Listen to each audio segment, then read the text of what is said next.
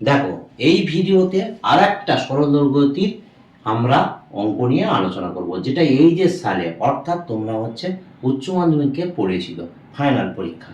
তাহলে কি বলা হচ্ছে সেইখানটা, সরলদৈর্ঘ্যতি সম্পন্ন একটি বস্তুর গতির সমীকরণ y সমান 3 sin 60πt, এই গতির বিস্তার, পর্যায়কাল, সর্বোচ্চ সরণের সময় ত্বরণের মান হচ্ছে নির্ণয় করতে বলেছে। এখানে দেখো একটা সমীকরণ, একটা অনেকে গুলিয়ে ফেলবে।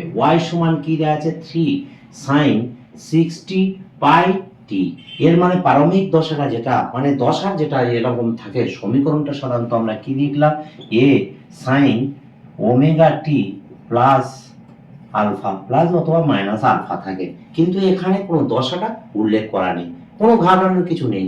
এইটা দিয়ে দেবে, দিয়ে 1 নম্বর দিয়ে দেবে। তাহলে তারপরে কি দেবে, y সমান a sin ওমেগা টি 2 নম্বর দিয়ে দেবে। দিলে কি করব, 1 নম্বর এবং 2 নম্বর তুলনা করিয়া পাই। দুটো সমীকরণ আমরা কি করব, তুলনা করিয়া পাই। এবার তুলনা যখন করছি তখন a সমান কি আসছে, 3, ওমেগা সমান কি আসবে, 60π। কথাটা বুঝতে পারলে কিনা? এই যে 60π এবং a এলো, এখান থেকে আমরা অনেক জিনিস পেয়ে যাব। কি পেয়ে যাব, প্রথমে আমার বিস্তার বার করতে বলেছে।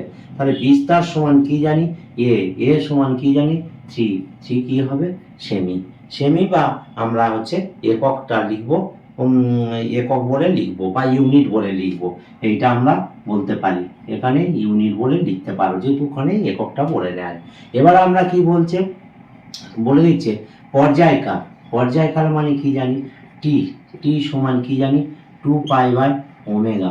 2π/ওমেগা মানে কি, 60 হচ্ছে পাই কেটে গেল 30, 1/30 সেকেন্ড।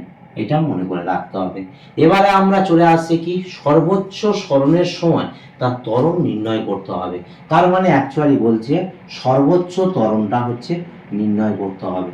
সর্বোচ্চ ত্বরণ হচ্ছে কত, এ ম্যাক্স সমান আমরা কি জানি, ওমেগা স্কয়ার হচ্ছে এ। তাহলে এখানে মানটা কি আছে, ওমেগার মানটা বসাতে হবে। তাহলে 60π হোল স্কয়ার গুণ এর মান হচ্ছে 3, তার মানে কি হবে 600 ইন্টু পাই স্কয়ার গুণ হচ্ছে 3, তার মানে এটা হবে 108,000 3.14, তার মানে 108,314। এইটা হচ্ছে কি, এই ইউনিট। এবারে এইখানটা কি করতে হবে, এইটা নিয়ে আমরা হচ্ছে মানটা তোমরা বের করবে ক্যালকুলেটরে মেরে। এইটা হচ্ছে এইখানটায় বের করতে হবে, এর ইউনিটটা হচ্ছে ইউনিট আকারে রেখে দিতে হবে। এবার দেখো এখানে কি করছি, এরকম একটা অঙ্ক দেখো, এইরকম আকারে লেখা আছে। এরকম একটা অঙ্ক আমি আগে টাচ করেছি, কিন্তু এর তার থেকে একটু ভিন্ন হবে। 4 cos πt plus sin πt, এরকম আকারে দেয়া আছে। তাহলে এইরকম আকারে দেয়া থাকলে আমাদের কিন্তু আমরা জানি কিরকম সরণের ইয়েটা কিরকম দেয়া থাকে, a sin omega T plus বা মাইনাস আলফা, এরকম দেয়া থাকে। এবারে এখানে কিন্তু আমাদের দেখো cos দেয়া আছে, sin দেয়া আছে, এখানে শুধু sin আকারে দেয়া ছিল। দুটো একই সঙ্গে থাকলে তার কিভাবে আমরা মোকাবিলা করব, কিভাবে আমরা ছোট করে নেব, সেটা আবার এইখানটা আমরা বোঝাবো। কি বোঝাচ্ছি, এইখানটা দেখো, এই সূত্রটা আমরা আগে প্রথমে লিখবো, sin a প্লাস b। এই সূত্রের কি নিয়ে আমরা গণিতে জানি, sin a cos b plus cos a sin b। এই যে সূত্রটা ছিল, এই সূত্রটাকে আমরা কি করতে হবে, এই রকম আকারে লিখতে হবে। তাহলে এই রকম আকারে লিখতে গেলে আমরা কি করতে হবে, সেই ফরম্যাটে নিয়ে আসতে হবে। কি করব, 4√2 গুণ 1/√2, দেখো কাটাকাটি করলে সেই একই জায়গা চলে এলো। এবার এইটা নিয়ে এইটা এরকম cos পাই cos t plus sin πt এরকম লিখে দিলাম। মানে এটা বাইরে এরকম করে নিলাম, ভিতরে যা রাখার আমরা কি করলাম, রেখে দিলাম। যখনই এরকম রাখছি তখন আমরা কি করছি দেখে নাও। এবারে 4√2 তাহলে এর ভিতরে ঢুকিয়ে নেবো, নিলে কি হবে 1/√2, এরকম নিয়ে নিতে পারি। তাহলে কি আসবে, এইখানটায় লিখে দিতে পারি cos πt plus 1/√2 sin πt, এরকম লিখতে পারি। এবারে আমরা দেখো এই 4√2টা এখানে রেখে দেবো 4√2।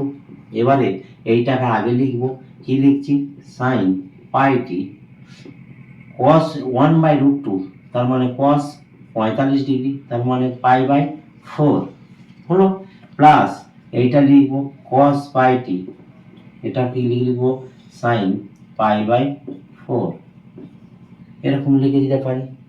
লেখার ফলে তাহলে কি আসবে দেখো, এই সূত্রের সঙ্গে মিলল কিনা, যে সাইন এ কস বি কস এ সাইন বি যখনই হচ্ছে তখন আমরা কি লিখতে পারবো, পাই টি প্লাস পাই/4।